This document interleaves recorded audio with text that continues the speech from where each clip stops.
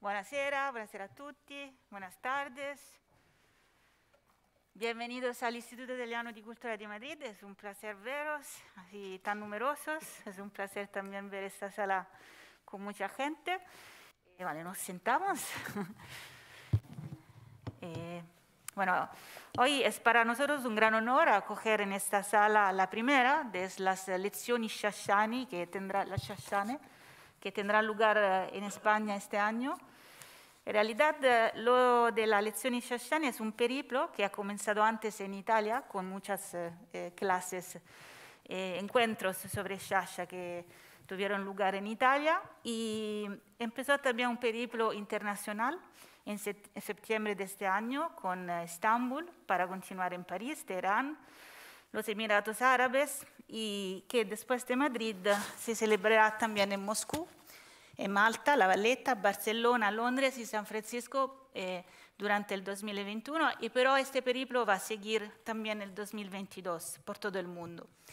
Me gusta también recordar que las lecciones Shashane es una iniciativa que es promovida por el Comitato Nazionale Centenario Sciasciano y por la Associazione Amici di Leonardo Sciascia, en colaboración con la Università per Stranieri di Perugia y el Instituto per Enciclopedia Italiana Treccani, también bajo los auspicios de nuestro ministerio, el Ministerio de Asuntos Exteriores de Italia, entonces en colaboración con la red de los Institutos Italianos de Cultura en todo el mundo. El objetivo de las lecciones Shashane en el mundo es lo de conmemorar, estudiar y profundizar la obra de este gran escritor, Leonardo Sciascia, y también reflexionar sobre su pensamiento, porque este año recurren los 100 años desde su nacimiento. Así que nos alegra mucho poder compartir hoy este encuentro con todos vosotros. Sin duda, Sciascia ha sido un gran protagonista de la literatura italiana contemporánea y nos ha dejado páginas maravillosas de escritura y también es muy conocido por su gran compromiso civil e intelectual.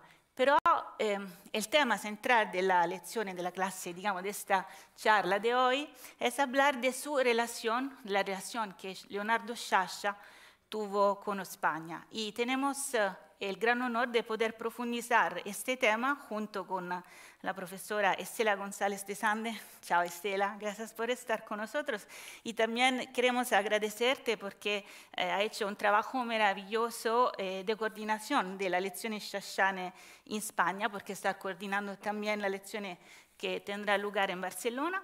Y estamos juntos también con el profesor Vicente González Martín. Gracias Vicente por estar con nosotros.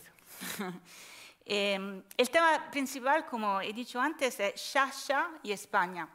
Y la relación que él tuvo con España en muchas ocasiones ha sido resumida en una frase muy sintética, pero muy efectiva. Tenía España en mi corazón. Así que el mismo Sciascia describió su relación a España en términos casi de relación amorosa. Esto porque España tiene claramente una relación histórica importante con la tierra, la Sicilia, que es la tierra de Leonardo Sciascia, pero digamos que a lo largo de su historia personal, siempre España fue y ejercitó una profunda atracción sobre el escritor siciliano y influyó muy profundamente sobre su desarrollo intelectual y su desarrollo literario. A lo largo de 50 años, todo empezó con su interés profundo para leyendo las crónicas dramáticas de la guerra civil, pero pasando también por el estudio de los grandes autores españoles del siglo de oro, hasta aún las traducciones de autores españoles, porque Sciascia se dedicó a la traducción de Lorca, entre otros, de Solinas, y también tomó como modelo, entre otros, lo del compromiso civil e intelectual de Unamuno. Entonces la relación entre Sciascia y España ha sido siempre muy profunda. Pero no es mi tarea hablar de eso porque tenemos dos expertos destacados que han estudiado a la obra de Sciascia. Entonces empezamos con la intervención de Estela González de Sande. Estela es licenciada en Filología Italiana por la Universidad de Salamanca, donde es también doctora, y actualmente es docente de lengua y literatura italianas en la Universidad de Oviedo. Es una experta en literatura moderna y contemporánea y en literatura comparada italo-española. Pero Estela tiene otro mérito, que es el de haber hecho un estudio, probablemente uno de los primeros estudios tan detallados, sobre Leonardo Sciascia y la cultura española. Ha publicado este estudio en 2009, si no me equivoco, hablando esto de la relación del autor de Racalmuto, donde nació, el país donde, el pequeño pueblo donde nació Leonardo Sciascia, y España. Entonces, Estela, que nos va a contar un poco de relación profunda, ¿no? Que va a través de la literatura, de la historia, es que es una relación muy compleja. Bueno, muchas gracias por la presentación. Buenas tardes. ¿Está encendido? Sí, ¿no? Sí, sí, sí. Vale. Bueno, se me escucha bien, ¿no? Yo, en primer lugar, me gustaría expresar mi agradecimiento a la directora del Instituto Italiano de Cultura de Madrid, la doctoresa Papalardo, por la estupenda acogida y la buena organización de esta primera lezione sciasciana en España. Y extiendo mi agradecimiento también al Comitato Nazionale per il Centenario della Nascita di Leonardo Sciascia y en particular al profesor Giovanni Capecchi, coordinador general de le lezioni sciasciane en el mundo, por su apoyo y ayuda desde el inicio. Por supuesto, también al profesor Vicente González Martín, que aceptó nuestra propuesta de impartir esta lezione, y, por supuesto, al público que nos acompaña aquí en presencia hoy en el Instituto Italiano y también a aquellos que nos siguen online en las redes. Mi intervención se limita a introducir el argumento y para ello opté por un título genérico, Sciascia y España. Este tiene como objetivo mostrar de forma muy general, porque resumir la relación de Sciascia y España en 10 minutos es imposible, pero sí mostrar el acercamiento o la relación del escritor con nuestro país y a su vez servir de contexto para la lezione que escucharemos a continuación. El primer acercamiento de Sciascia a nuestro país se produce a muy temprana edad, cuando apenas tiene 16 años, y no es un acercamiento físico, sino que será un acercamiento intelectual. Las noticias que llegan sobre la guerra civil española a Italia, la participación de los intelectuales, las declaraciones de los actores americanos que Sciascia admira y despiertan el interés de Sciascia por nuestro país y, sobre todo, producen en él un sustancial cambio ideológico. La realidad histórica, pues, le servirá para madurar en su pensamiento, para cambiar de ideología y para encontrar la clave de una nueva visión del mundo, más acorde con la defensa de un progresismo intelectual que acompañará después al autor toda su vida. En este acercamiento inicial a España hay también un elemento decisivo y que perdurará siempre en las relaciones de Sciascia. En él cree encontrar las claves para explicar las raíces históricas, sociales, costumbrísticas e incluso folclóricas de Sicilia. Su sicilitudine necesita de continua explicación y por ello Sciascia hurgará continuamente en la comprensión de la idiosincrasia siciliana, buscando los elementos que la expliquen y considerando a España como el punto de referencia, ya que su presencia en Sicilia durante siglos ha dejado una huella muy profunda. Quizá el pueblo que más huella ha dejado en Sicilia ha sido el pueblo español. La hispanidad en Sicilia, buscada, defendida, cultivada por Sciascia, es una realidad ineludible para él y un apoyo para incidir en su sicilianidad, que no es una obsesión enfermiza, sino una pasión que le hace más consciente de su propia identidad y más universal, profundizando hacia las raíces españolas y sicilianas. A estas percepciones ambientales, Sciascia añade muy pronto las obtenidas por los libros, en primer lugar Ortega y Gasset, mediante los cuales realiza un viaje intelectual de acercamiento a una realidad ontológica, literaria, histórica, a una cultura como la española, en definitiva, en la que el escritor siciliano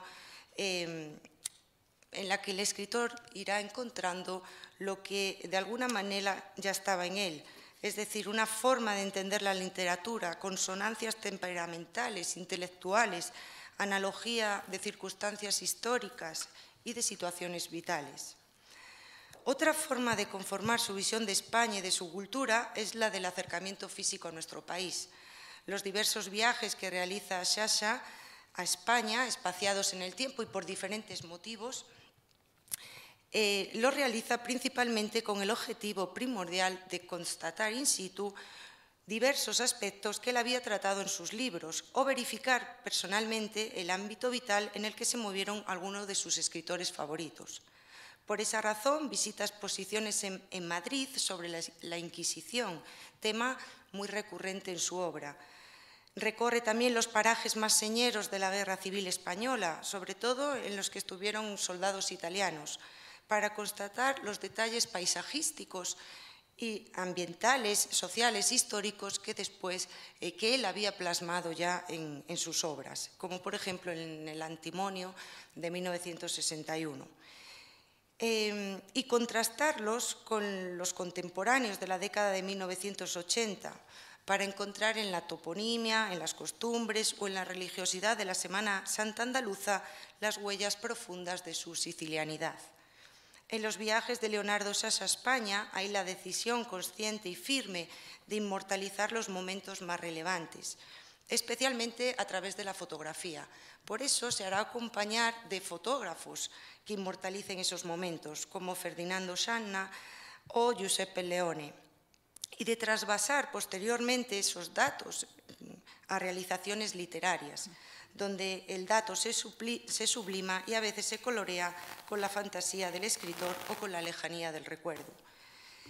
Ciertamente, estas vías de conocimiento de España, es decir, los libros y los viajes, las recorrerá Xaxa con diversa intensidad a lo largo de su vida e irá centrando su atención en diversas realidades. Pero hasta muy poco antes de su muerte, los lazos que lo unieron a la cultura española no se aflojaron y constituyen uno de los ejes formantes de su personalidad humana y literaria, de manera que en la mayor parte de su escritura no faltará una palabra, un nombre, una idea que recuerde a España. Nuestro país se le hará más presente en los momentos en los que trate determinadas temáticas queridas para él, como serán la Inquisición, la dominación española en Sicilia, el pirandelismo e incluso la mafia, donde también intenta encontrarle raíces españolas. El conocimiento que Xaxa tiene de la historia de España, constatable por sus obras, no es homogéneo. A nuestro autor le interesan algunos aspectos muy puntuales, referidos casi siempre a los momentos en los que la presencia histórica de España en Sicilia es más fuerte, o al periodo de la Guerra Civil, debido sobre todo a la importancia que él da al acontecimiento, a esta guerra civil, a nivel personal y a nivel mundial. Hay que destacar que nuestro autor no comparte la idea tan extendida en Italia de que la dominación española fuera un hecho completamente negativo para Sicilia, pues las autoridades e instituciones españolas en la isla se comportaban con la misma severidad o benevolencia con la que actuaban en España, dando la impresión de no actuar como si estuvieran en un territorio sometido, sino en un territorio propio. De todas las instituciones españolas en Sicilia, aparte del virreinato, será la Inquisición la que más interese a Xaxa. La tendencia de Xaxa, también en contra de la mayoría de las opiniones, es la de tratar el tema con una cierta objetividad y distanciamiento histórico, y la de ver en ella no los rasgos aparentes, sino su significado más profundo. La Inquisición, con los calificativos de española o siciliana que él alterna, ocupará muchas páginas de sus obras. De su interés, a veces casi patológico, masoquista, hacia ella, tenemos pruebas en muchísimas declaraciones, y la explicación del mismo está en que Xaxa cree que la Inquisición es más que un hecho histórico, es algo que está muy dentro del hombre de todos los tiempos y va más allá del tiempo y de las nacionalidades. Es la clave de muchos impulsos humanos y el eje de muchas obras literarias. Por otra parte, el conocimiento que Xaxa tuvo de la lengua española, aunque según él solo fuera a nivel pasivo de lectura y comprensión, partió de un acto volitivo consciente y basado en la convicción de que aprender una lengua, comprenderla, es un paso irrenunciable si se quiere entender el mundo que se expresa a través de ella. En el caso de la lengua española, realizó el esfuerzo de aprenderla él solo, traduciendo, apoyándose en diccionarios y gramáticas, un esfuerzo ímprobo que le dio buenos resultados y que le permitió acceder directamente a los textos españoles, tanto históricos como filosóficos o literarios.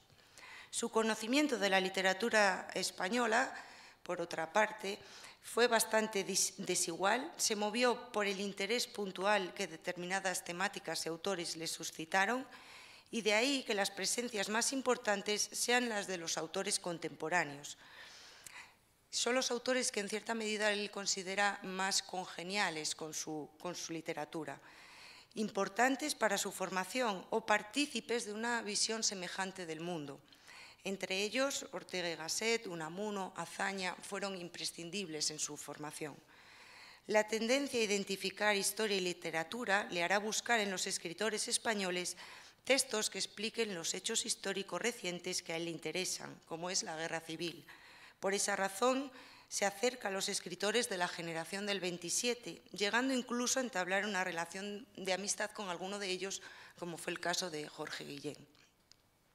La literatura española se configura como fundamental para Xaxa, no solo porque los escritos de uno de sus representantes, José Ortega y Gasset, les sirvan para abrir los ojos a una nueva manera de ver y comprender el mundo, sino también porque de la literatura española irá sacando pensamientos, ideas que iluminarán muchas de sus obras. Xaxa insertará textos de los autores españoles en forma de palimpsesto que darán forma a una literatura donde fantasía propia y ajena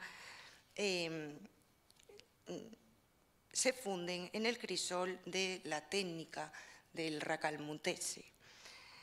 Leonardo Xaxa, además, es consciente de todo lo que ha recibido y todo cuanto le debe a la literatura española, y por eso no solo la asimila personalmente, sino que se convierte en un protagonista de su difusión en Italia, a través de monografías, artículos, entrevistas, etc.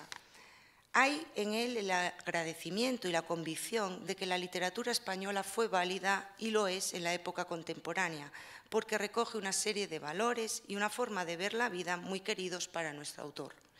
Y por último, una razón que explica su interés por nuestra literatura, y quizá la razón esencial, es la alta consideración hacia un mito universal como fue el Quijote, que le lleva a aunar a escritores que él considera maestros, que lo han tomado como fuente de sus propias creaciones y que por medio de él han establecido una relación ideal a través del tiempo, como es el caso de Cervantes con Unamuno, Borges, Pirandello. Con Cervantes y con el Quijote, el libro più grande del mundo, como fue para Xaxa, termino mi intervención dando paso a la lección del profesor González Martín, que nos ilustrará sobre este argumento. Muchas gracias. Muchas gracias, Estela, por tu intervención y por tu explicación, porque nos has dado realmente un cuadro muy detallado, sino sintético, de las muchas relaciones que Leonardo Xaxa tuvo con España, que son relaciones literarias, de interés histórico, de interés que va más allá, porque él quiso venir también a este país para conocer directamente lo que eran los ídolos de su imaginario literario e intelectual. Una pequeña presentación del profesor Vicente González Martín, que es catedrático de Filología Italiana de la Universidad de Salamanca, doctor también por la misma universidad, investigador y autor con una extensa carrera en el estudio de la literatura italiana moderna y contemporánea, experto también en literatura comparada italo-española. Y también el profesor Vicente González Martín es el presidente de la Sociedad degli Italianisti de España. Esto como testimonio de las profundas relaciones que tenemos y que estamos también reforzando, ¿no?, entre nuestros países.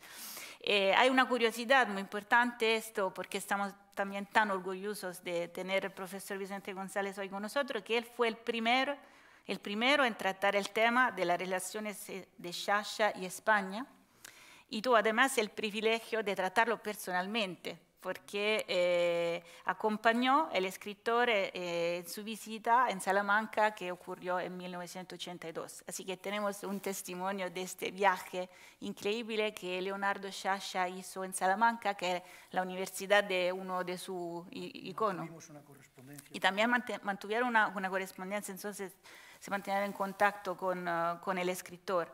Vicente fue quien invitó a Sciascia, lo acompañó durante aquella visita y también incluso el propio Sciascia citó a Vicente en un artículo publicado en 1983 en el Corriere della Sera. Él lo citó con gran admiración por su trabajo, por sus estudios sobre la cultura italiana, Miguel de Unamuno. Así que otra vez recurre este gigante de la literatura española y de la literatura mundial. El profesor Vicente González nos hablará, como ya ha adelantado Estela, del Quijote, de la relación entre Sciascia, Cervantes y el Quijote, que es una obra que Sciascia consideraba como obra maestra de nobleza y también de gran vivacidad. En uno de los artículos que están recogidos en este libro, Le Ore di Spagna, dedica un artículo al Quijote y también habla del lector desocupado, que eso me impresionó muchísimo. Así que, bueno, estamos todo oídos para escuchar tu lección. Gracias.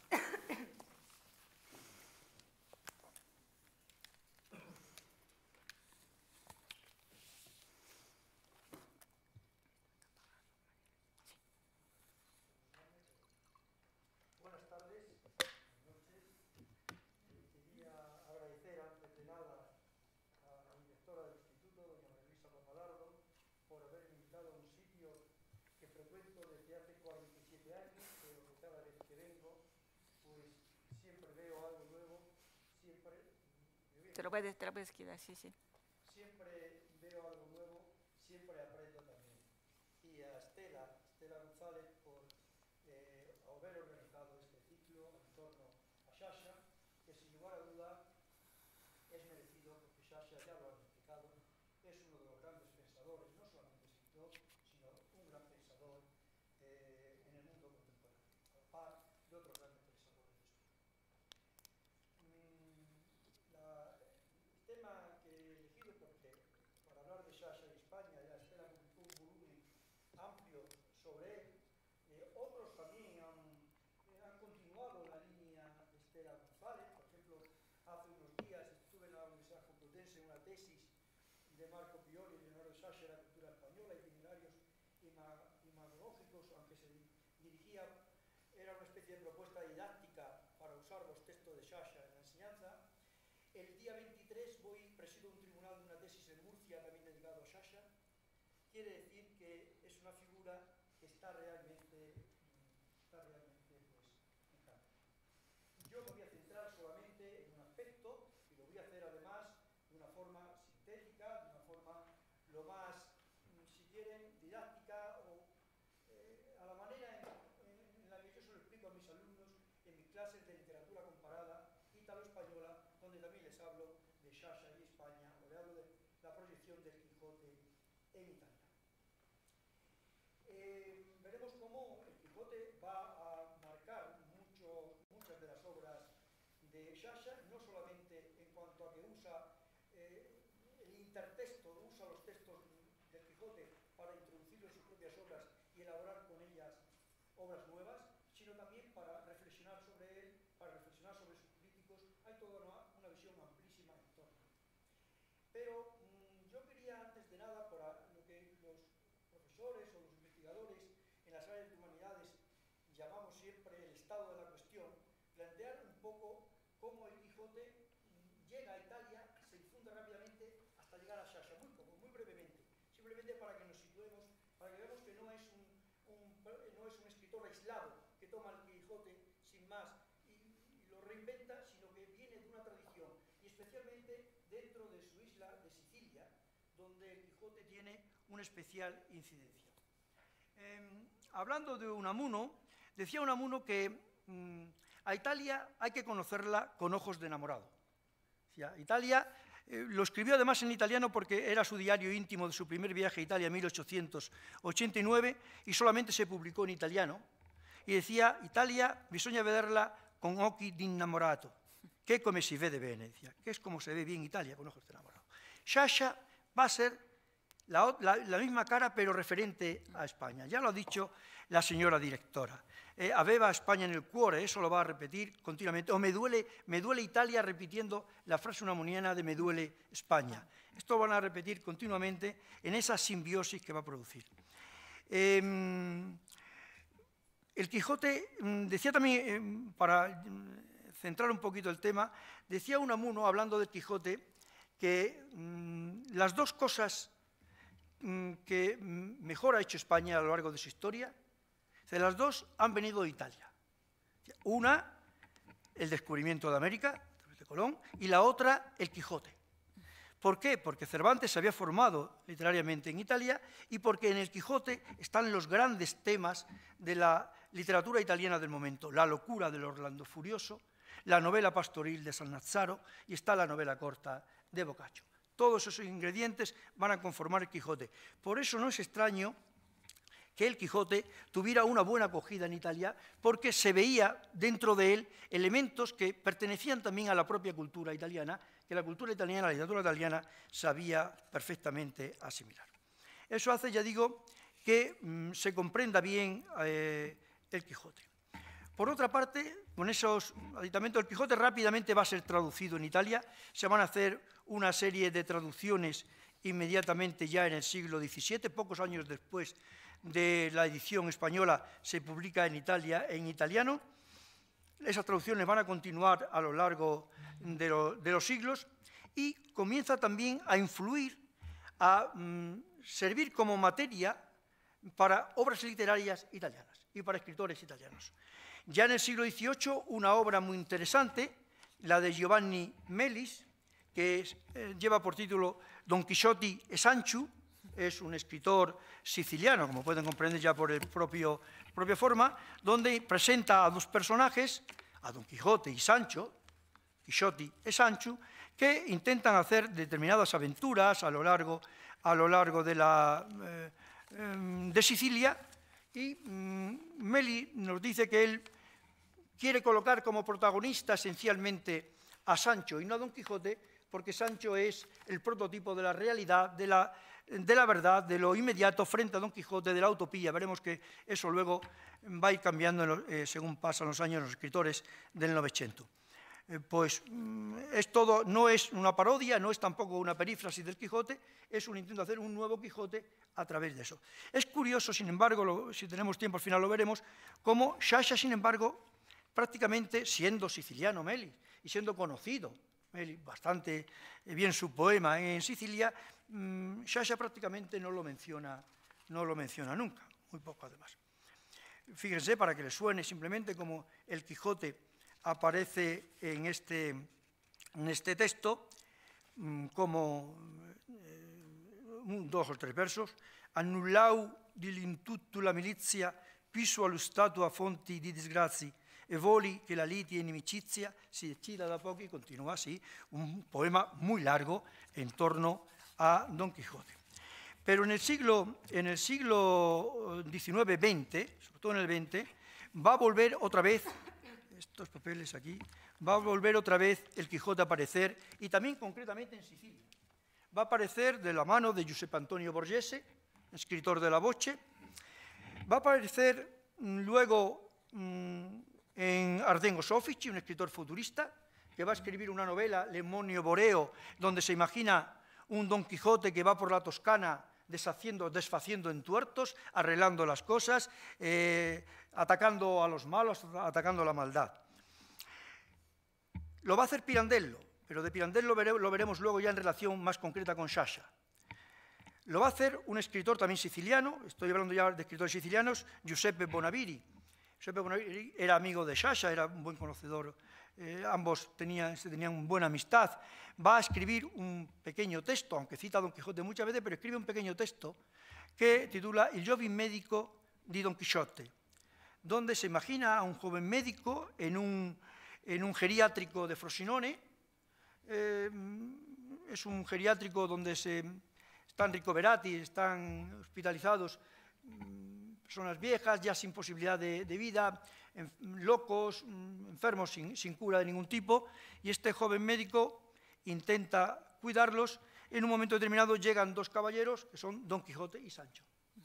Don Quijote y Sancho se presentan allí, y Don Quijote intenta convencer a este joven médico, que es un trasunto, es un alter ego del propio Quijote, lo intenta convencer de que se marche de allí, porque ese lugar es, dice él, es tutto mortura, usa esta palabra de tipo siciliana, es muerte continua y no le interesa. Al final, le digo, acaban marchándose los dos y dejando al joven Michele en esta especie de tanatorio en Frosinone.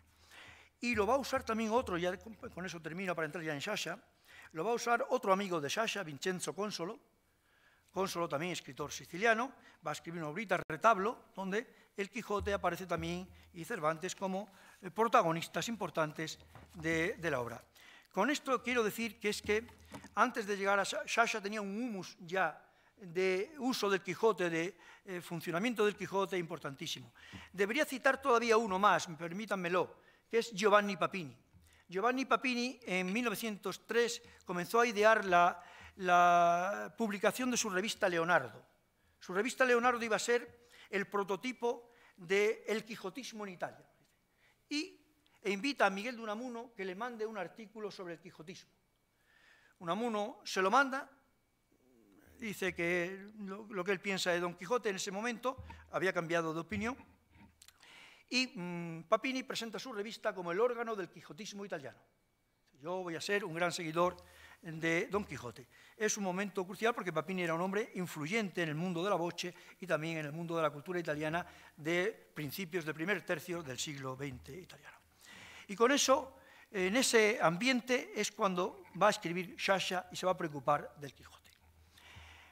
Es cierto que Sciascia distingue perfectamente entre Cervantes y el Quijote.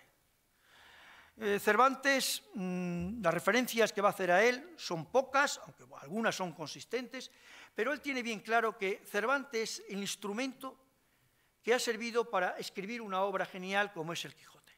Pero que una vez escrito el Quijote, Cervantes ya nada tiene que ver con la obra, ya no tiene nada que ver con ella. Ya la obra va a estar en manos de quienes después la rehagan, la reescriban, la comenten. Por eso, él, lo veremos enseguida, él va a tomar como modelos no tanto a Cervantes, sino los comentarios o la interpretación que Unamuno, o Borges o Pirandello van a dar del Quijote para él mismo también continuar con esa interpretación posterior. Digo que no se preocupa de él, pero sí hay muchas citaciones de Cervantes. Era lógico, Cervantes había estado en Sicilia una serie de años. Sciascia se extraña, dice, pero ¿por qué en Sicilia no se habla de Cervantes? Parece que no se conoce a Cervantes como escritor. No era extraño. Yo siempre, cuando me he dedicado a los libros de viajes, a la literatura o de pórica o de viaje a Italia, de españoles a Italia, y de italianos a España, me he encontrado con que a Sicilia prácticamente no hay relatos de viajes a Sicilia, de españoles. ¿Cómo es posible si a Sicilia viajaban casi todos? Pues porque Sicilia era considerada realmente como una provincia más española. El español que viajaba a Sicilia consideraba que viajaba a España, por lo tanto no hacía una relación distinta. Cuando viajaba a otro país sí escribía un libro de viajes, pero no lo hacía precisamente a Sicilia, probablemente por eso.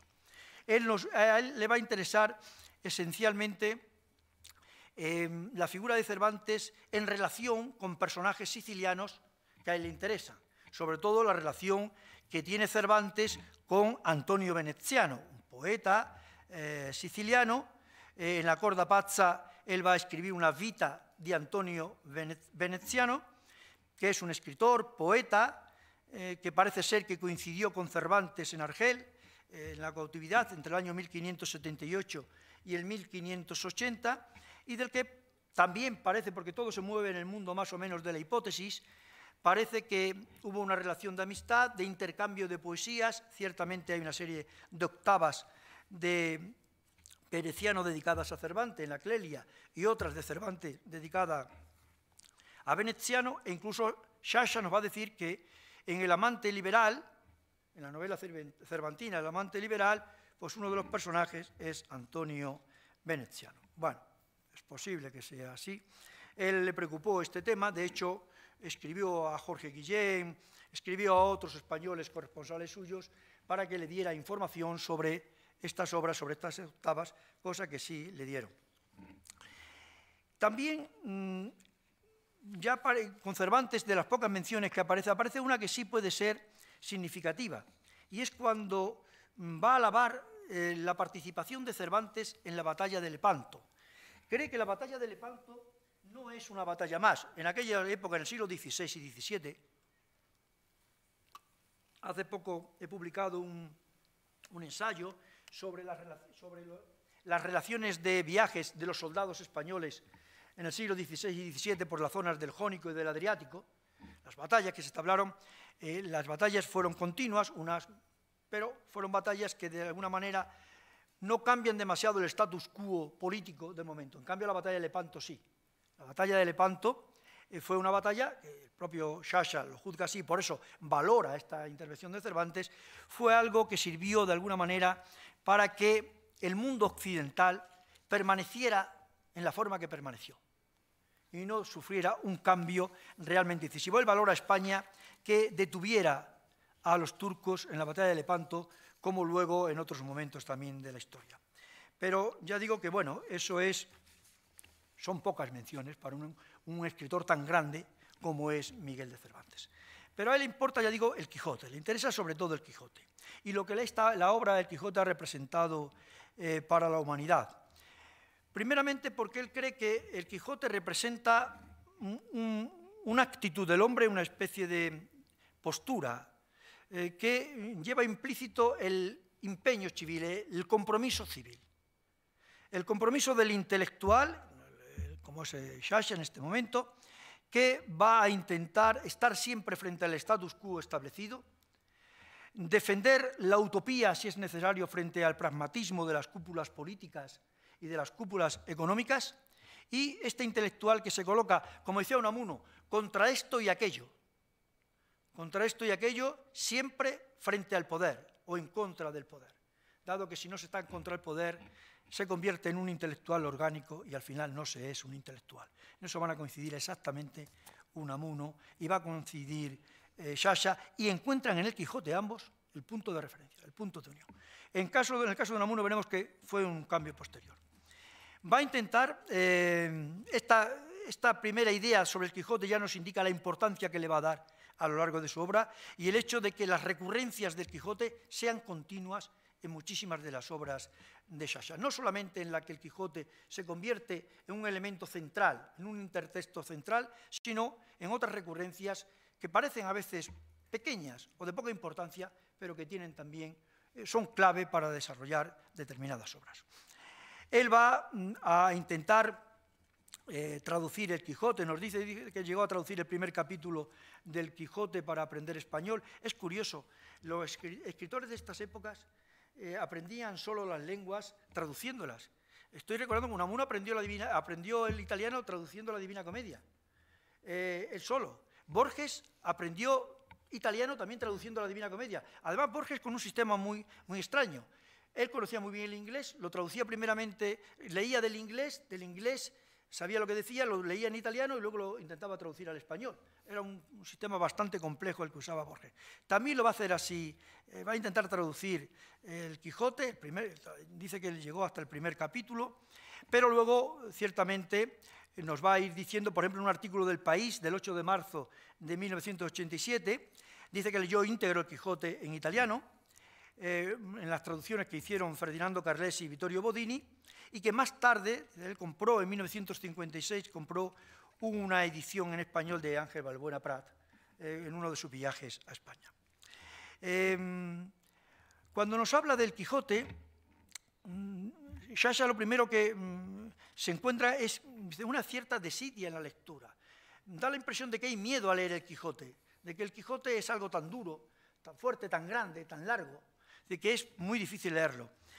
Él dice lo mismo que decía Borges para la Divina Comedia, parecen palabras calcadas. Borges dice, pero a ver, cuando dicen que la Divina Comedia es muy difícil de leer, O sea, la Divina Comedia da un placer estético a cualquiera que la lea inmediato.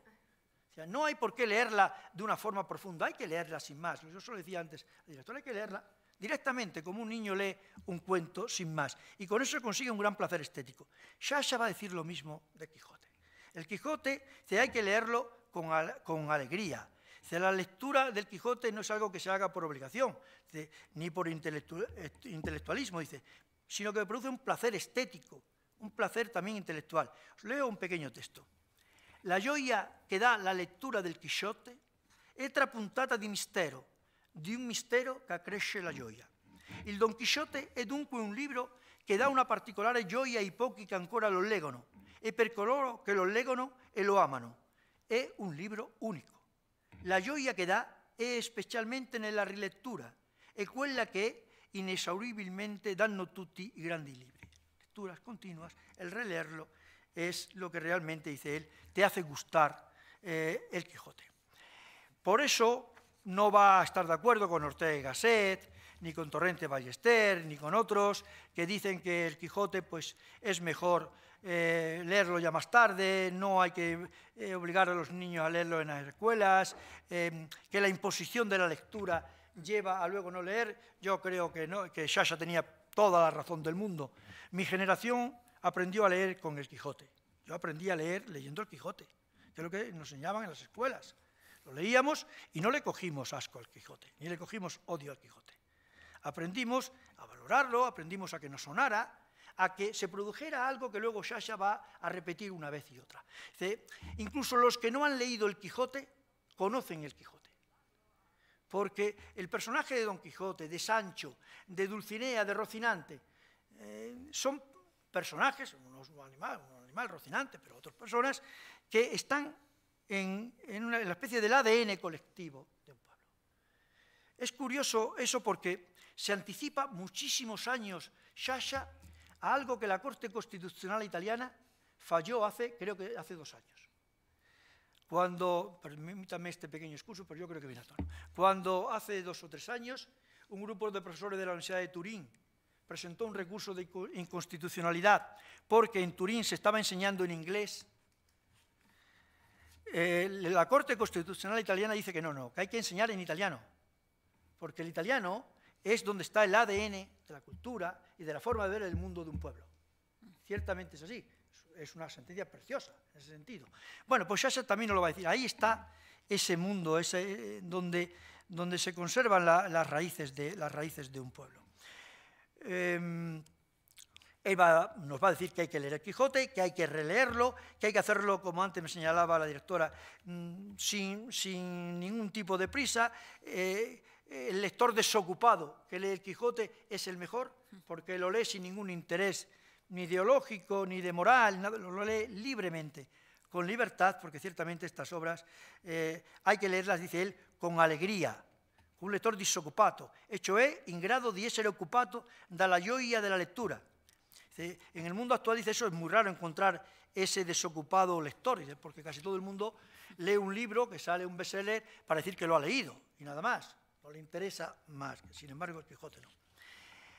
A partir de ahí, él va a entrar luego en por qué él lo considera un libro clásico. Lo considera un libro clásico, dice, porque es un libro que se ha prestado a interpretaciones múltiples, muy variadas.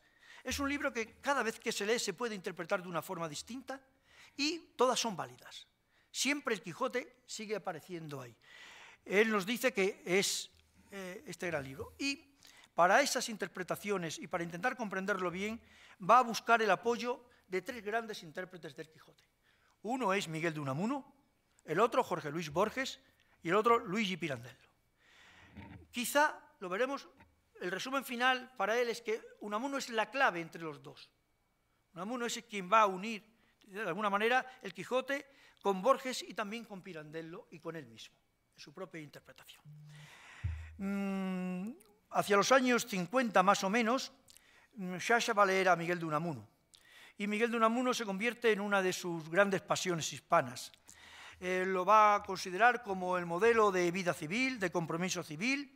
Esa idea que he dicho antes de me duele España, él la repite para mi duole Italia, de una forma casi mimética, la idea del intelectual siempre contra el poder, contra esto y aquello, y ese interés, yo ya lo he señalado antes la directora, pero al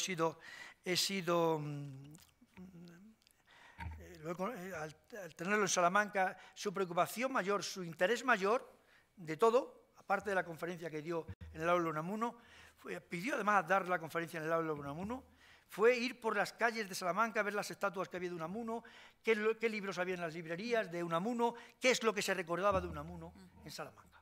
Era un poco esa idea donde él hizo su obra y donde él también tuvo la agonía de los últimos años, que él también va a relatar en algún momento. Esas ideas le va a llevar, ya digo, a ir viendo cómo Unamuno comenta el Quijote. Es cierto que la interpretación que él toma de Miguel de Unamuno es la del comento al Quijote.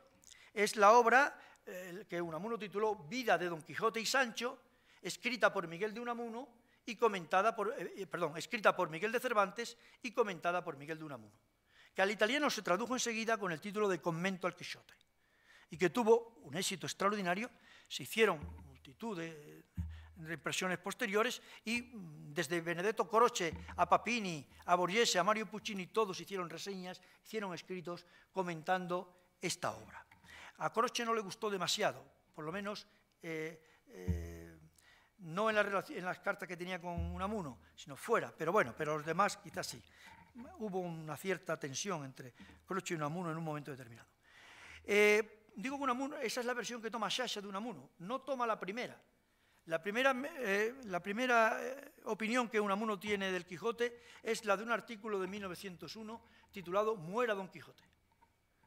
Muera Don Quijote en el sentido de que Unamuno, que es un hombre que viene del desastre de Cuba, del desastre del 98, de la guerra con los Estados Unidos, una guerra que los intelectuales españoles piensan que no se debería haber ido, era lógico, se iba a perder, por lo tanto, se sabía que se iba a perder la guerra.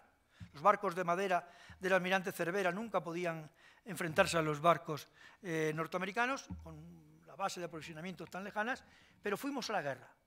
Fuimos a la guerra y esa falta de practicidad, los hombres del 98 la tomaron muy mal, y Unamuno entre ellos. Pero Unamuno va a cambiar rápidamente de opinión y nos va a escribir esta vida de Don Quijote y Sancho, escrita por Miguel de Cervantes y comentada por Miguel de Unamuno, en la que él ya nos va a plantear la idea de un Quijote como símbolo de la utopía, de la idealidad, del caballero que no quiere vencer, del caballero que lucha porque debe luchar, no para conseguir la gloria.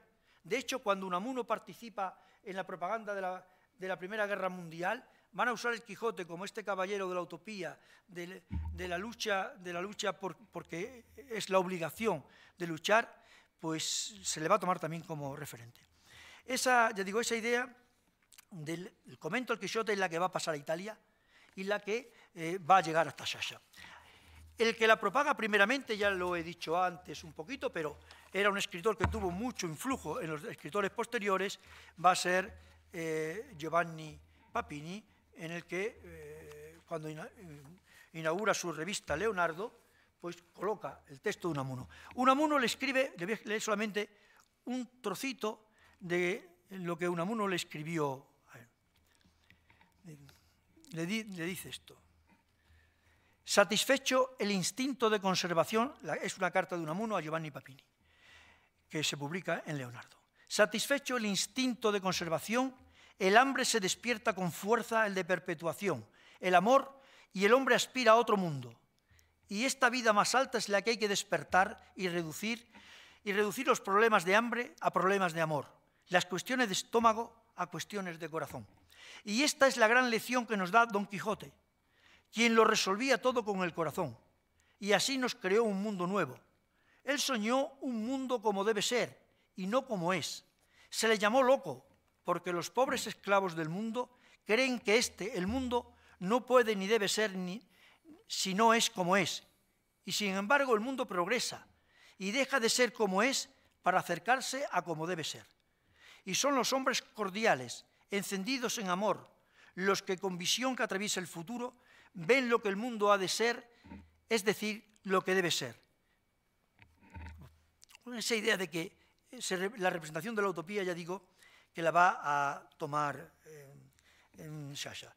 Y lo va a hacer primeramente en una serie de obras, pero entre ellas, por ejemplo, en Ore di Spagna. En Ore di Spagna empieza ya a relacionar a Unamuno con Don Quijote. Leo un par de citas, dos citas. Una de ellas, la idea de esta idea de mirar il futuro. E n'ebbe coscienza Unamuno, che se Cervantes era nato per scrivere il Quixote, lui, Unamuno, era nato per comentarlo. La idea que el comentario iba a ser la base. Y la vida de Don Quijote y Sancho, de Miguel de Unamuno, dice él, se va a convertir en la interpretación única y posible del Quijote. Eso lo va a afirmar Sciascia muchas veces. Leo un texto literal de Sciascia. Unamuno, anzi, è da credere, si sia considerato il solo, vero e fedele interprete dell'opera di Cervantes, colui che dopo 3 secoli ne aveva finalmente illuminato l'essenza. Es él quien ha clarificado. Claro, Sciascia, por ejemplo, en un momento determinado comenta uno de los episodios más conocidos del Quijote a través de la interpretación de Unamuno. Por ejemplo, el de los molinos de viento.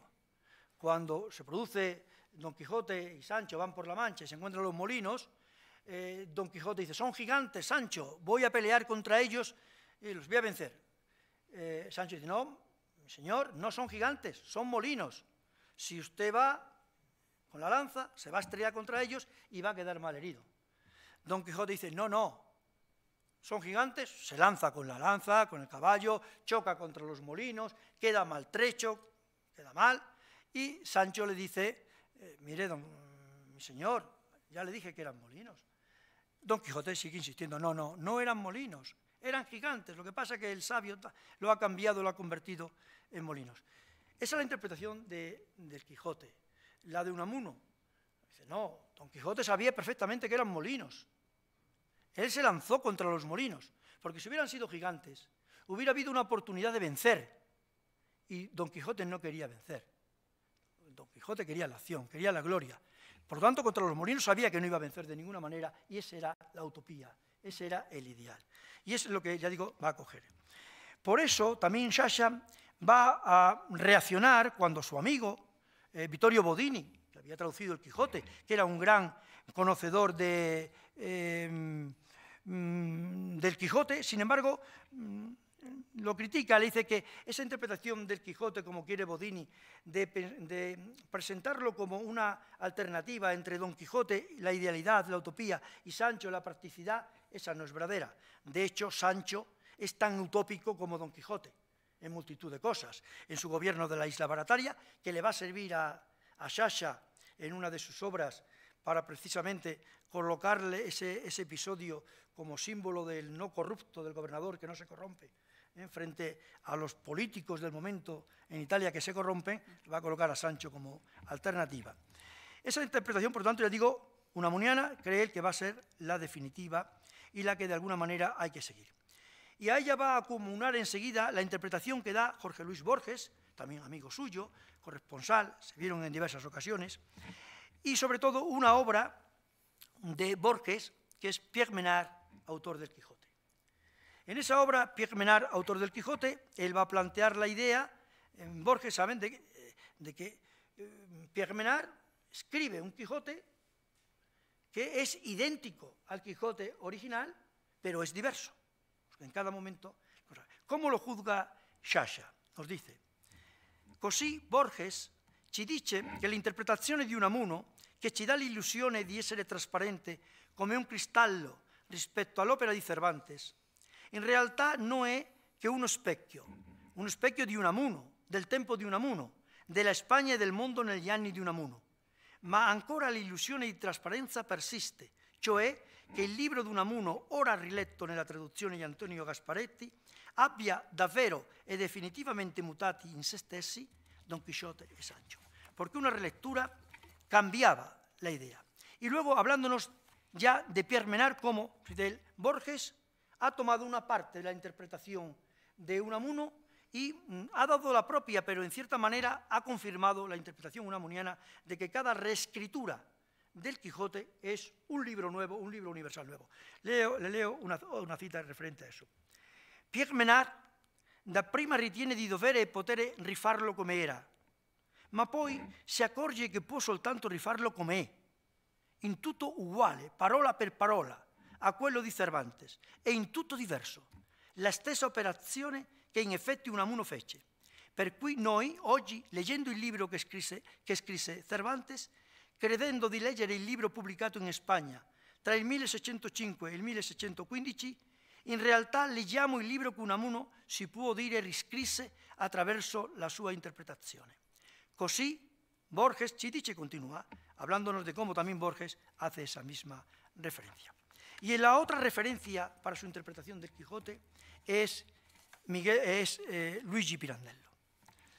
Luigi Pirandello, en cierta manera, es el padre de los grandes escritores de Sciascia, de Consolo, de Bonaviri, incluso si me apuran de Camilleri también, de Bufalino, de toda esta pléyade extraordinaria de grandes escritores sicilianos contemporáneos. Pirandello es también para él una de las interpretaciones, pero una interpretación que sigue ligada a Unamuno y sigue ligada a Cervantes, en este caso, según Sciascia, a través de unos personajes intermedios italianos y españoles, como son críticos, Adriano Tilger, crítico italiano, que fue el primero que habló de la relación de Unamuno y Pirandello, Américo Castro, que había escrito unos ensayos en torno a Cervantes y a Pirandello bastante consistente, y dos ensayos de Luis Rosales, el poeta Luis Rosales, titulados La comedia de la realidad y la comedia de la felicidad, donde nos va planteando una serie de temáticas que desde Cervantes van a seguir ininterrumpidamente hasta llegar a Unamuno, a Borges, a Pirandello e incluso al propio Sciascia un poco posterior. ¿Cuáles son esas ideas? Esas ideas son 3 o 4 que se repiten en nuestra literatura y en las demás. Son la de la autonomía del personaje de ficción, la rebelión del personaje de ficción también, la relatividad del conocimiento, la idea de que el mundo es un teatro o que la vida es sueño, en donde se entra también Calderón, al que también cita con bastante reiteración Leonardo Sciascia. Y el otro tema también, pues, el de la locura. La locura como elemento inicial que aparece en Borges, en Unamuno, aparece también en Pirandello de una forma muy personal. La temática de su mujer, Antonieta Portulano, loca probablemente por culpa del propio Pirandello, y el sentido de culpa que tiene Pirandello le lleva a trasvasarlo a alguna de sus obras. Pero la locura que aparece en Don Quijote, que es la primera, bueno, la primera es la italiana, la del Orlando Furioso de Ariosto, de Ludovico Ariosto. Pero la locura era una locura, si quieren, pagana, la de Ariosto. Orlando se vuelve loco por el amor de Angélica, porque lo ha traicionado, y se dedica a matar a personas, animales, a cruzar a nado el estrecho de Gibraltar, ir a África y destruir. Bueno, se vuelve loco, totalmente, hasta que Astolfo va a la luna, coge el seso de Orlando y se lo vuelven a colocar y vuelve a ser cuerdo. Don Quijote se vuelve loco siguiendo a Orlando. Él, cuando comienza sus aventuras, dice Don Quijote, me voy a volver loco, tengo que volverme loco. Y empieza a buscar una serie de modelos. Entre esos modelos va desechando y al final se encuentra con Orlando diciendo, Orlando, voy a imitar a Orlando. Dice, pero claro, yo soy cristiano y yo no puedo ir matando por ahí a personas ni animales. Entonces me voy a desnudar, voy a saltar a darme golpe por aquí por la sierra y tal, voy a buscarme una mujer, una Dulcinea, que no va a ser tan coqueta como Angélica, va a ser más honesta que Angélica, y así sigue loco. Loco porque quiere, porque loco es lo que le da la libertad. De hecho, la figura de la locura, de la pazzia, va a ser la libertad. Es un intento de ser libre frente a las diversas ocasiones. El final de Orlando es que Astolfo, ya digo, coge la ampolla en la luna y se la pone. En el caso de Don Quijote no. Don Quijote es cuando se le acerca la muerte, está enfermo, se le acerca la muerte, y Sancho, que es entonces el que se vuelve utópico, y dice, vamos a hacer más aventuras. Y dice, no, amigo Sancho, con la muerte no se juega. Ahora es cuestión de confesarse y prepararse a morir bien y ponerse en paz con el mundo. Don Quijote se vuelve loco porque quiere. Don Quijote se rebela contra su autor, contra Cervantes. Dice, oiga, a mí me han escrito que yo he ido a Barcelona. No, yo no he ido a Barcelona, lo ha escrito mal y protesta contra el autor, se rebela contra él. El conocimiento lo hace relativo. Eso lo va a hacer Pirandello en cualquiera de sus obras, en Sei personaggi in cerca d'autore, en Così se vi pare, en Enrico IV, en prácticamente todas sus obras, y lo va a hacer Unamuno en Niebla, lo va a hacer en El Otro, en Don Juan o El mundo es teatro, lo va a hacer en Amor y pedagogía, sobre todo en Niebla, lo va a hacer en España Jacinto Grau con El señor de Pigmalión, lo va a hacer también, ya digo, Sciascia. Pirandello como maestro. Él le va a dedicar 2 obras a Pirandello, uno Pirandello en la Sicilia y el otro Alfabeto Pirandelliano, donde el Quijote va a ir apareciendo una cita solamente de Pirandello en la Sicilia, para centrarlo ahí. 5 minutos más. 5 minutos. Dice: questa lontana e fortuita relazione stabilita da Castro, Americo Castro si rifiere, diventa meno lontana e fortuita se la si fa passare attraverso Unamuno. Potremmo dire che quel che in Cervantes era fantasía diventa en Pirandello problema. Y en Alfabeto Pirandelliano en la letra D, se la dedica a Don Quijote, también donde nos va a hacer. Y ya para terminar, citarle 2 obras en las que el intertexto, la materia quijotesca, ya no se produce solamente con citaciones, sino que se entremezcla en el propio texto de Sciascia para convertirlo en texto propio, en obra propia. Uno es Il contesto, una parodia del año 1971. Es una novela policíaca donde no hay demasiadas citas, no hay menciones del Quijote, solamente una mención consistente, pero es definitiva para aprenderlo. Es una novela policíaca en la que se produce un crimen, al final el inspector que lo está investigando este crimen, el inspector Rogas, pues decide contar la verdad, la esconde en un documento, se la da a su amigo, un escritor, Cousin, y este guarda el documento y lo guarda en un libro especial, se lo pueden imaginar, en el Quijote. ¿Y por qué lo guarda en el Quijote? Lo leo. Dice Cousin, explica por qué lo guarda en el Quijote. Ora scrivo tutto, si disse. Estoy hablando del escritor Cousin. Scrisse per più di 2 ore. Rilesse, benissimo. Forse solo le pagine mie che resteranno. Un documento. Piegò in 2 il documento. E dove lo metto? Il Don Chisciotte, Guerra e Pace, la ricerca. Un libro da salvare, un libro che salvi il documento. Scelse naturalmente il Don Chisciotte. Poi scrisse una lettera. Nella mia libreria, scaffale è, 3° ripiano, tra le pagine del Don Chisciotte, un documento sulla morte di Amar e Rogas, e sulla mia. Y así termina.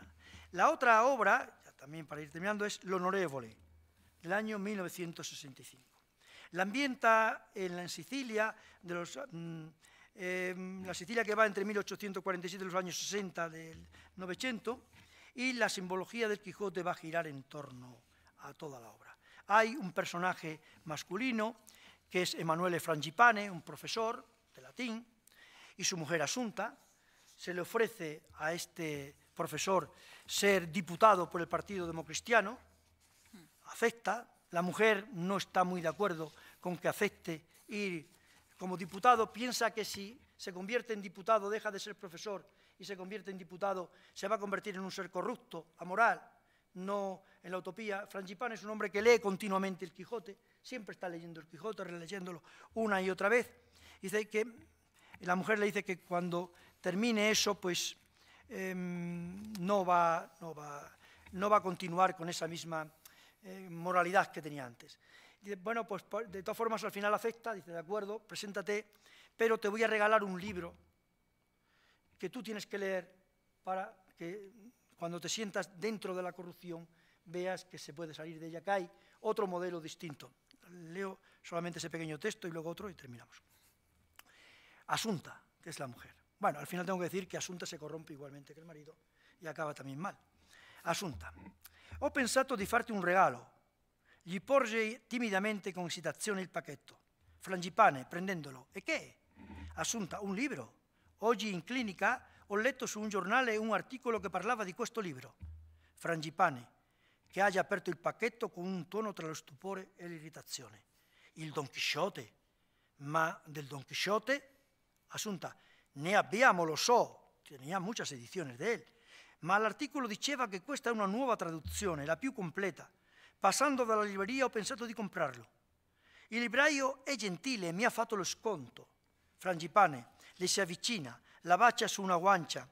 Grazie, hai avuto un pensiero molto caro, davvero. Pero la verdad es que continúa, te digo, cada vez más con la corrupción. Y al final,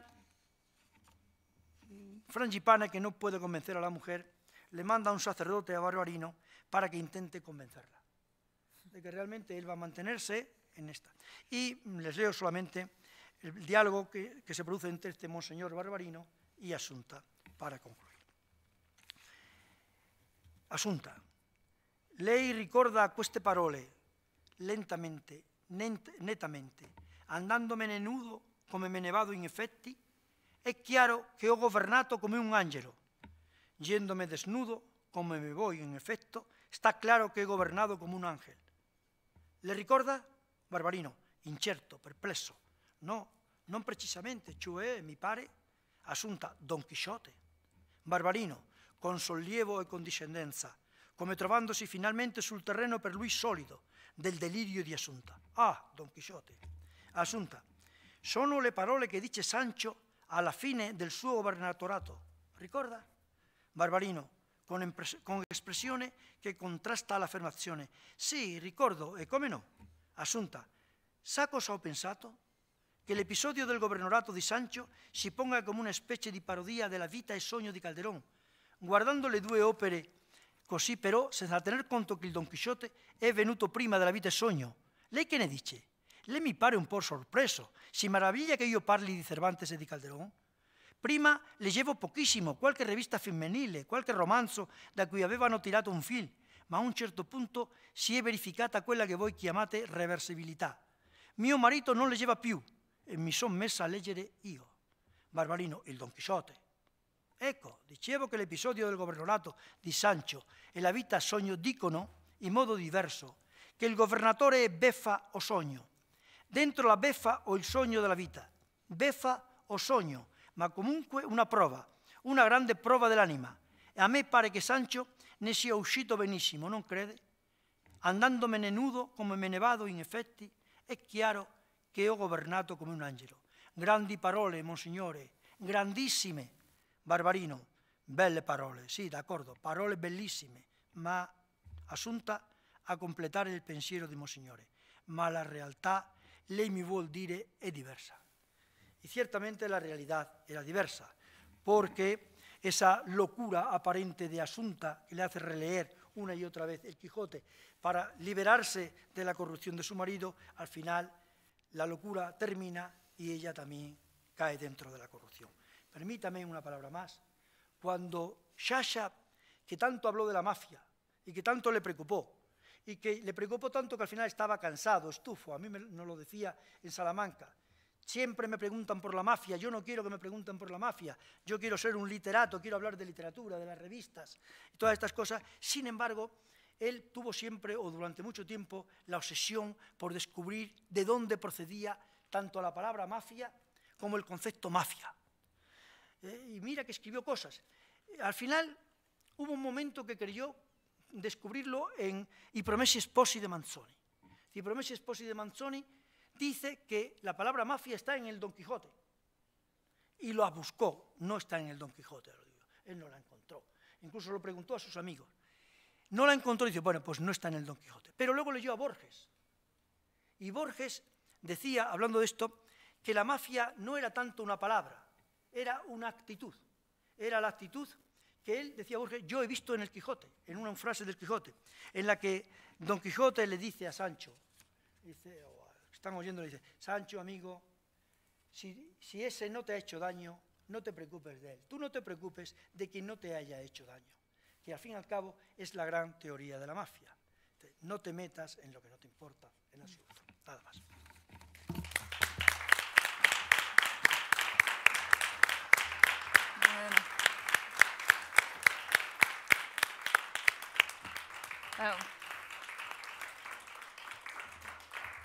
Agradecemos muchísimo al profesor Vicente González Martín por esta interesantísima intervención y también por el esfuerzo y la capacidad de sintetizar todo este mundo increíble de información y de enlaces entre Sciascia y muchísimos intelectuales españoles a través de una obra maestra que pertenece a la cultura no solo española sino mundial, como hemos visto también italiana, que es el Don Quijote. Así, realmente enhorabuena por esta presentación y gracias por todo lo que hemos podido aprender. Tenemos un poquito de tiempo, si hay preguntas, curiosidades para la profesora Estela González de Sando, el profesor Vicente González Martín. Sí. Sí. Bueno, le puedo pasar este. Gracias. Buenas tardes. Bueno, me llamo Dario Vetrano, yo soy de Agrigento, entonces claramente este tema me emociona mucho y empezando por Pirandello, Sciascia. Visito Agrigento todos los años el mes de diciembre en el Para la próxima vez quizás la invitaría a una cena o ya veremos. Muy bien.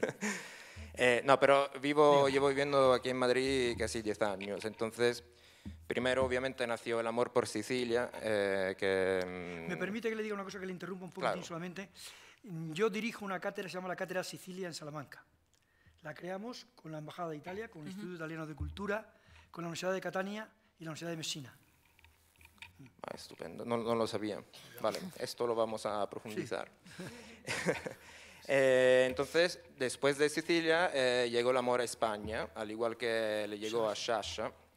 A la Guerra Civil, visité Brihuega y todos los sitios donde los italianos fueron a acabar mal, porque no sabemos hacer la guerra, evidentemente. Bueno. Y luego llegó el amor a Sciascia, obviamente. Y como Sciascia dice que tenía España en el corazón, a España le quedó Sciascia en el corazón. Hoy hice el experimento, fui a El País, a la página web, busqué el nombre Sciascia y salen casi 600 resultados con el nombre Sciascia. Sí. Entonces sí que le ha quedado en el corazón a España. Curioso, no sabía lo que él decía, que España hizo dos cosas buenas gracias a Italia, lo de Colón.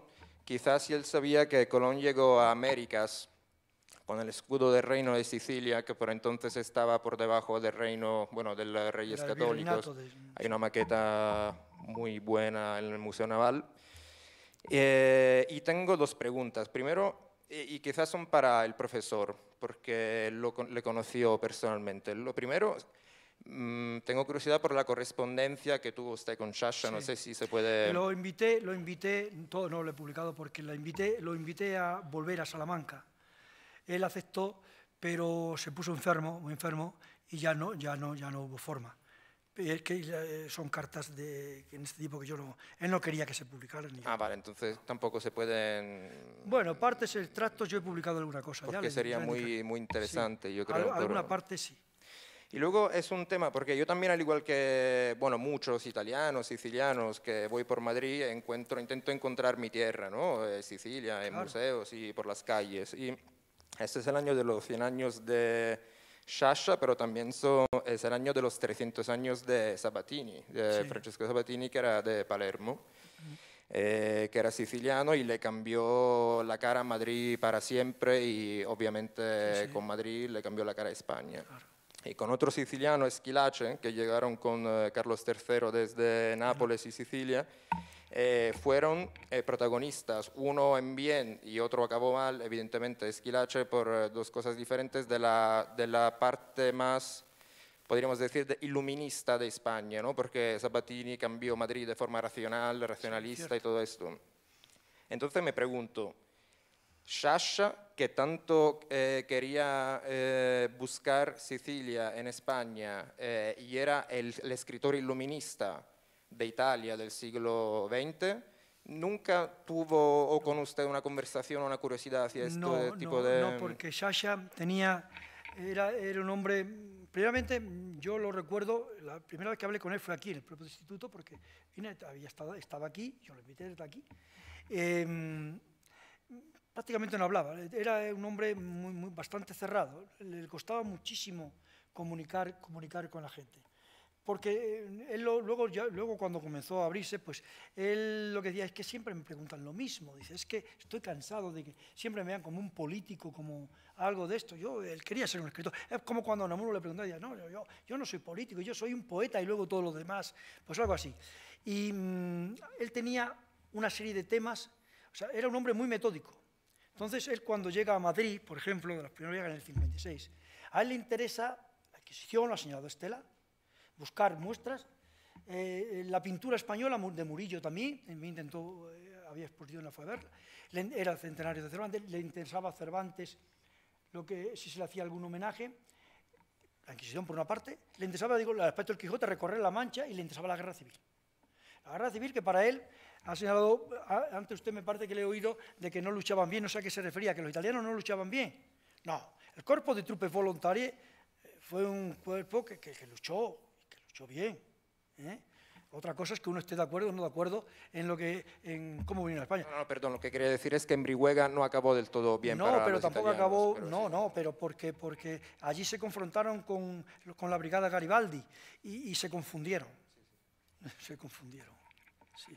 Pero no, Sciascia tenía esos temas. Entonces, él venía muy centrado en esos temas, porque él luego usaba esos temas para construir sus propias obras. Era un trabajo de documentación para construir, que también lo hacía Unamuno más disimuladamente, pero lo hacía también así. Buscaba, leía los libros, tenía las experiencias de un meeting, copiaba y luego lo transformaba en una obra literaria, o en una obra de investigación, o en un artículo. Y no le interesaba tanto eso. Él pensaba, probablemente, esto es una interpretación mía, él pensaba probablemente que los iluministas, pues de alguna manera, que ciertamente influyeron en España, la corte de Carlos III y la gente que se trajo, pues pusieron a España en vanguardia otra vez, la sacaron de la atonía de los Austrias bien, pero a Sciascia esa parte no le interesa tanto. Le interesaban los iluministas sicilianos, algunos de ellos, eso sí, pero en España no. Vale, no, era esta mi pregunta, no tengo más. Gracias. Bueno, sí, no sé si hay más preguntas. Creo que no. Bien, Bueno, no, muchas gracias Vicente, gracias a vosotros. Antes de, bueno, lo que me ha impresionado más es esto, ¿no? Lo que está diciendo, que él quisiera ser considerado un escritor, ¿no? Y lo que estaba era más allá, porque era un escritor. Él quería ser un escritor. Con compromiso civil, compromiso ético, que es la tradición también de los escritores italianos, ¿no?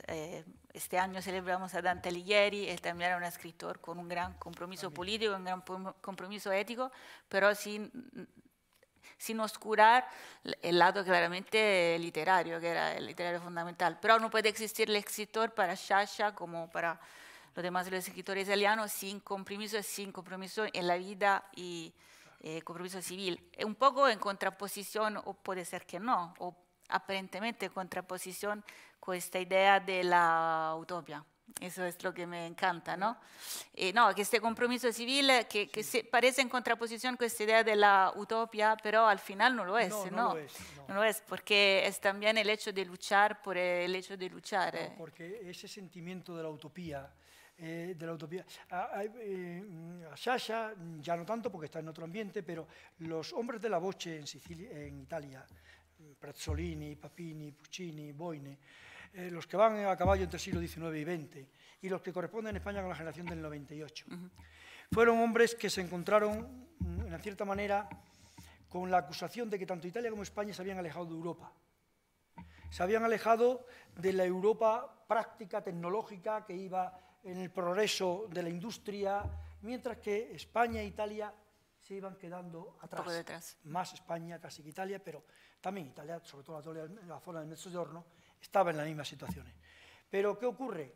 Que, por ejemplo, cuando Unamuno decía que inventen ellos, o se le acusaba de anti-europeo, Sciascia también lo comenta, ese del anti-europeísmo que se le achacaba a Unamuno.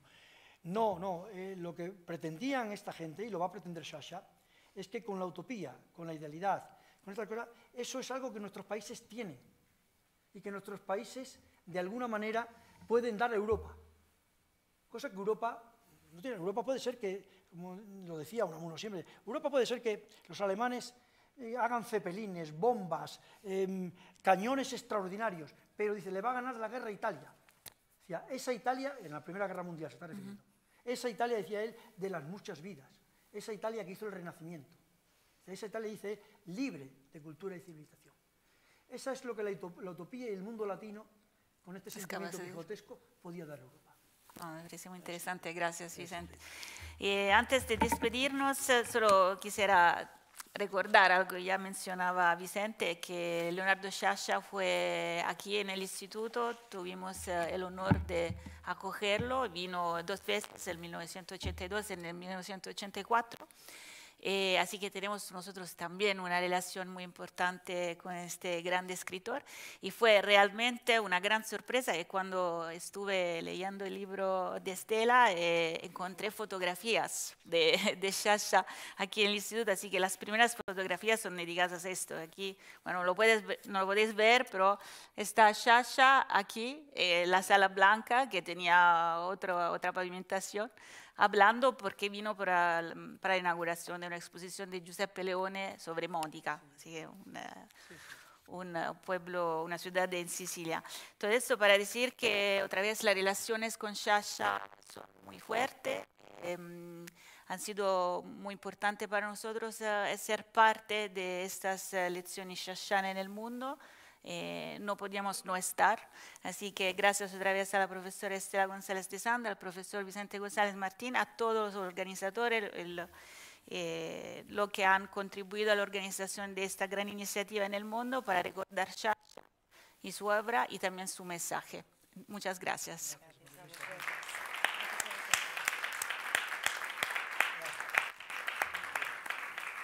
Muy bien.